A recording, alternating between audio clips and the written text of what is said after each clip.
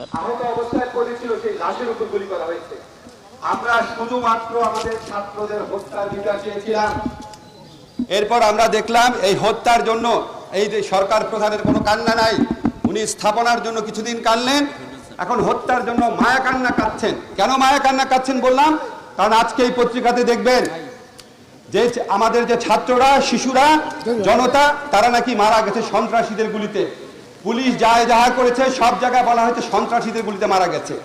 আমরা চোখের সামনে দেখলাম পুলিশের ইউনিফর্ম পরে গুলি করা হচ্ছে, চোখের সামনে ভিডিও দেখলাম আবু সাইদ কিভাবে হত্যা করা হয়েছে, চোখের সামনে দেখলাম বিভিন্ন বাহিনীর হাতে গুলি, যুবলীগ ছাত্রলীগের হাতে পিস্তল, আগ্নেয়াস্ত্র, একজন আন্দোলনকারীর হাতেও আমরা অস্ত্র বা পিস্তল কিছু দেখি নাই, কোনো পত্রিকার ফুটেজে দেখি নাই।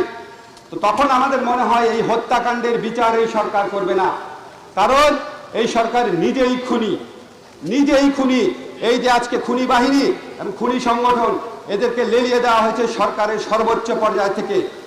খুনের বিচার করবে না, খুনের বিচারকে অন্য খাতে বলিয়ে নেওয়ার চেষ্টা করছে।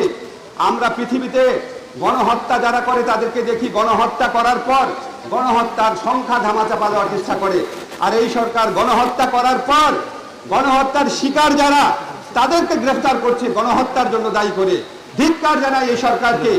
আমরা আজকে শিক্ষকের নিরাপত্তার জন্য দাঁড়িয়েছি, কিন্তু আমাদের মূল কনসার্ন আমাদের ছাত্রদের নিরাপত্তা। আমাদের ছাত্রদেরকে অনিরাপদ রেখে আমরা কোনোভাবেই আমাদের বাসায়, আমাদের কোথাও আমরা শান্তিতে বসে থাকবো না। আমাদের অস্তিত্বে আঘাত আনা হয়েছে, বাংলাদেশের বুকে গুলি করা হয়েছে, বাংলাদেশের ছাত্র জনতা তরুণ হচ্ছে বাংলাদেশের হৃদয়, এই হৃদয়কে আঘাত করা হবে, আর আমরা চুপচাপ তা মেনে নিব, এটা যেন সরকার না ভাবে। আজকে কোনো জায়গা থেকে সরকারের পদত্যাগের দাবি এসেছে। যদি খুনের বিচার না করতে পারেন, যদি খুনের বিচার না করতে চান, যদি আমাদের শিক্ষার্থীদের নিরাপত্তা না দিতে পারেন, তাহলে অবশ্যই পদত্যাগ করুন।